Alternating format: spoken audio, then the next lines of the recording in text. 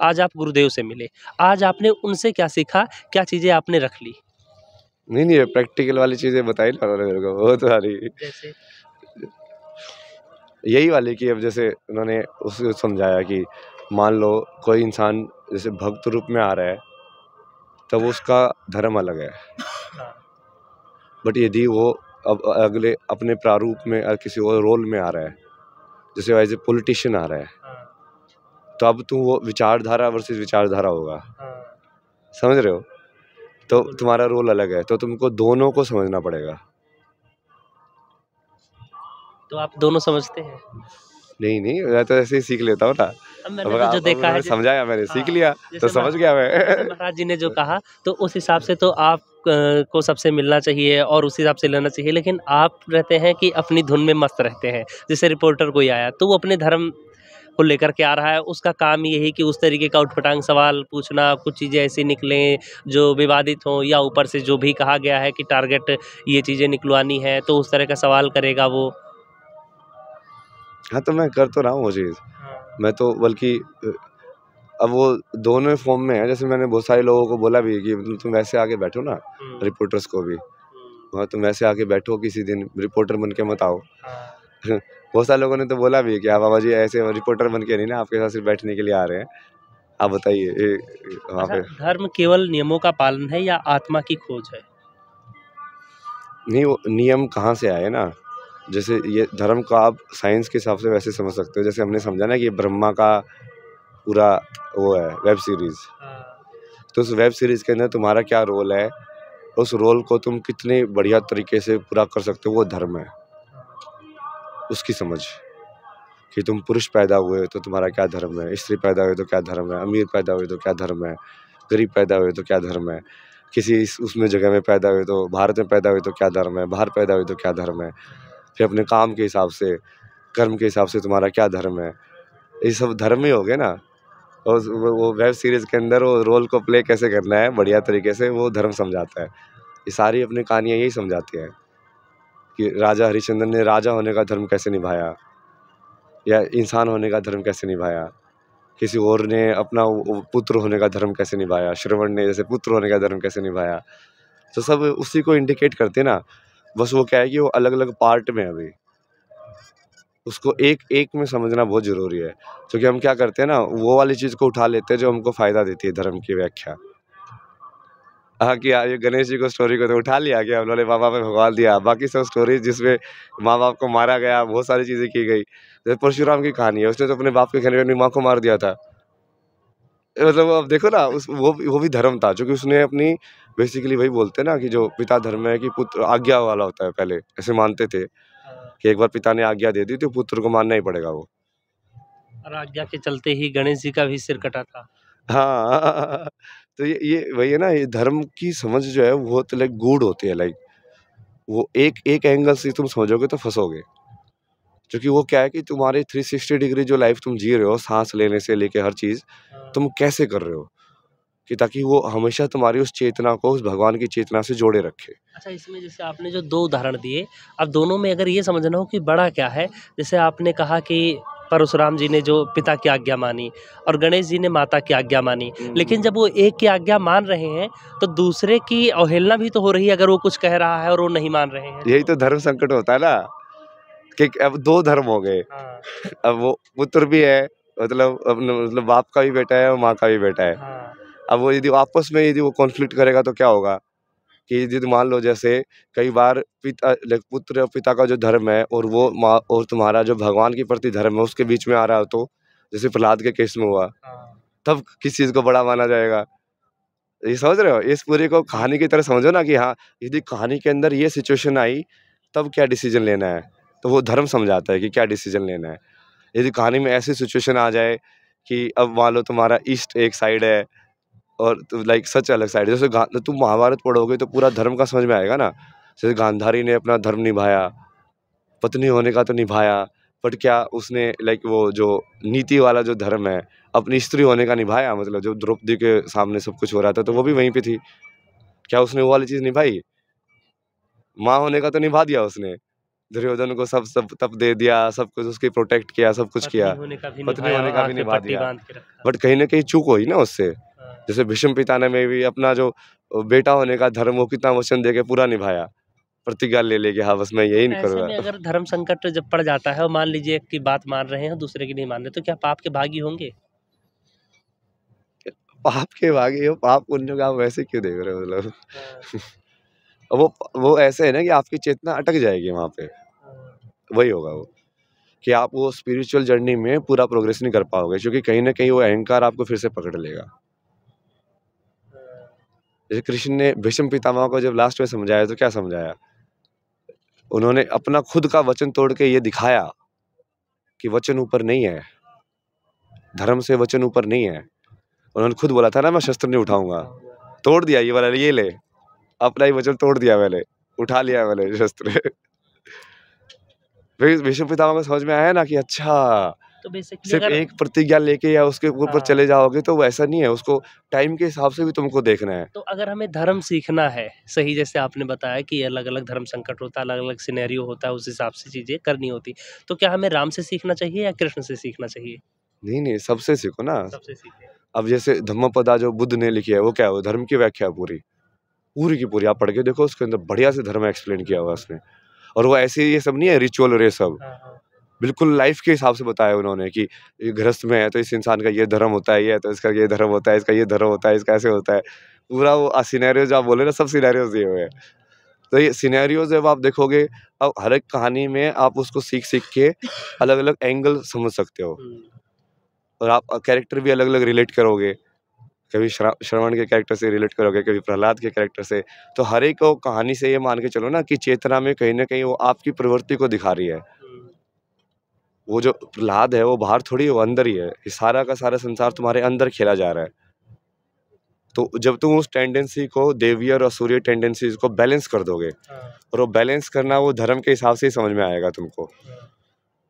तब तुम वो जो आप जो बोल रहे थे ना कि उस पाथ पे चल पाओगे, वो पाप और पुण्य उसमें नहीं फिर लगेगा जाके जवाब मिलेगा फिर जाके जवाब कि मिलेगा। सही क्या है, गलत क्या है, क्या कैसे क्योंकि वो टाइम के हिसाब से बदलता रहता है ये। बदलता रहता है। वो धर्म को ऐसे कांस्टेंट चीज़ नहीं है। यही तो कृष्ण ने समझाया हाँ, कि कांस्टेंट तुमने कर दिया तो तुम फँस गए। कि ये किताब में एक बार हमने लिख दिया, कितने लोग फँस गए ना इसमें। उसको कांस्टेंट समझा, उसको यही यही उन्होंने ये धर्म नहीं समझा संकट कि ये अर्जुन को भी बदलता था। रहता है। अर्जुन को भी था जब भगवान कृष्ण ने समझाया था कर्ण को मारते टाइम। हाँ, कि जब उनको तो शुक्र को ही समझाया था ना कि जब धर्म के लिए हाँ, छल किया जाए तो वो भी धर्म ही है। हाँ। वो कह रहे थे नहीं निहत्थे हम कैसे उन पे वार करें, तो उन्होंने फिर पिछली की चीज़ें सब याद दिलाई। ठीक है महाराज जी। अब एक चीज़ और मैं ये जानना चाहता हूँ कि जैसे बेसिकली मोक्ष पाना ईश्वर को पा लेना है। तो क्या ईश्वर को पाने के लिए धार्मिक कर्मकांड जो है वो ज़रूरी होते हैं?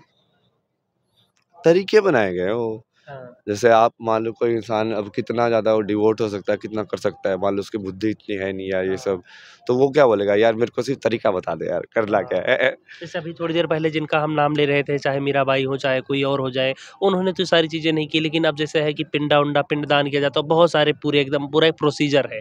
तो क्या वो सब चीज़ें अनिवार्य है? नहीं, वो बताया ना मैंने, वो स्ट्रक्चर बनाया गया कि उसको बेस्ट तरीके से कैसे किया जा सकता है स्ट्रक्चर के अंदर। हुँ, जैसे साधु होने का पूरा एक स्ट्रक्चर बनाया गया है ना, हुँ, हुँ, कि अब देखो तुमको ये स्पिरिचुअल जर्नी में करना है तो सबसे पहले अपनी चीज़ें कम करनी पड़ेंगी।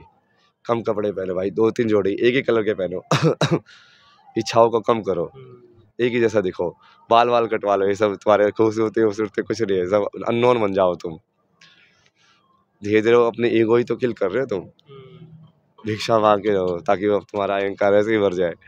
तो एक तरीका बनाया गया है कि इस तरीके से जो तुम करोगे तो ये बेस्ट है। बट वो वही है ना, वो तरीका को आप फिक्स नहीं कर सकते। वो वक़्त के हिसाब से एडजस्ट होना चाहिए वो। मतलब एक ये पार्ट है, बस हम इसे इतना समझें। हाँ, टेक्नीक है, मतलब वो समझ भी हाँ, सकते हो कि ये टेक्नीक काम कैसे करती है। हाँ, बट वो टाइम के हिसाब से उसको बदलते रहना भी बहुत ज़रूरी है। हाँ।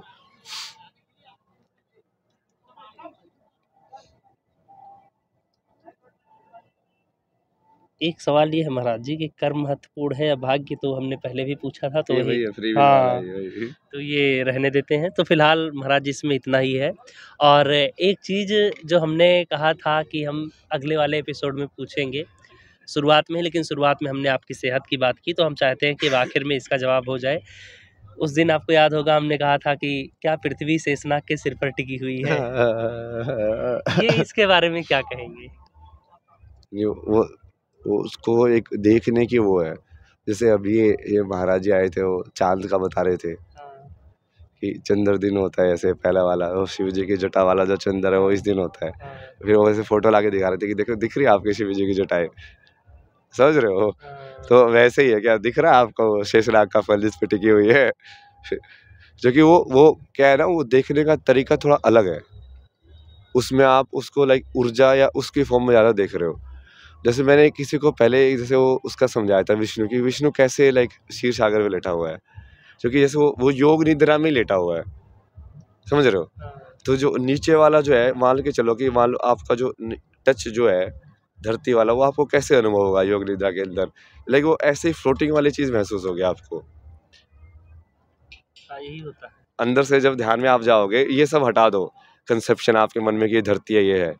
आप बेसिकली तो अभ्यास ही नहीं रह जाता, हमारे शरीर का वजन जो है वो शून्य हो जाता है, ऐसा लगता है। हाँ, तो वो वैसे ही है ना, वो जब आप उसको सही में समझोगे कि ये कहाँ से आई है, ये आइकोनोग्राफी है, ये वाली चीज़ जो बोल रहे हैं, ये कैसे, इसका मतलब क्या हो रहा है, इसको कैसे महसूस किया जाता है, तब समझ में आएगा कि वो शेषनाग के फन पे कैसे है, विष्णु क्षीर सागर में बैठ के कैसे चला रहे हैं, ये भोले बाबा कैलाश पर्वत के ऊपर कहाँ पे बैठे हुए हैं, ये कैलाश लोग कहाँ पे है, वैकुंठ लोग कहाँ पे है, ये सब पूरी चीज़ें समझ में आएंगी ना। अच्छा, कैलाश से याद आया, बहुत सारे लोग ये कहते हैं कि कैलाश जाना नामुमकिन है, एग्जैक्टली उस पॉइंट तक पहुंच पाना, एक ही अलग एनर्जी फील होती है, उसके बारे में आप क्या कहेंगे, कैलाश के बारे में? मतलब इतना एक तो मैं तो जैसे मैं सद्गुरु की बातों पे तो भरोसा करता हूँ ना, भगवान वो जो बोल रहे हैं सत्य ही होगा।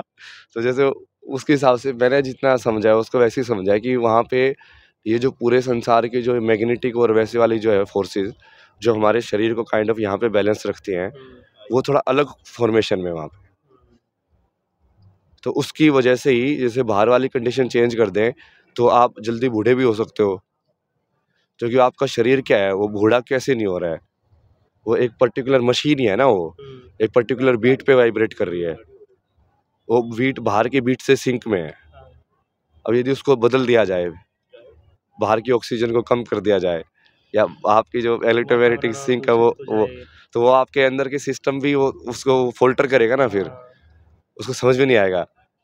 जैसे आपकी जो सेंस ऑफ डायरेक्शन है, जो कंपास वाली है, उसको यदि ऑल्टर कर दिया जाए, तो यदि वहाँ पे मैग्नेटिक फील्ड और इलेक्ट्रिक एनर्जी ये सब अलग टाइप की है भाई, तो वो ऑब्वियसली आपके साथ वो इंटरफेयर करेगा, तो आप वहाँ पे नहीं पहुँच पाओगे।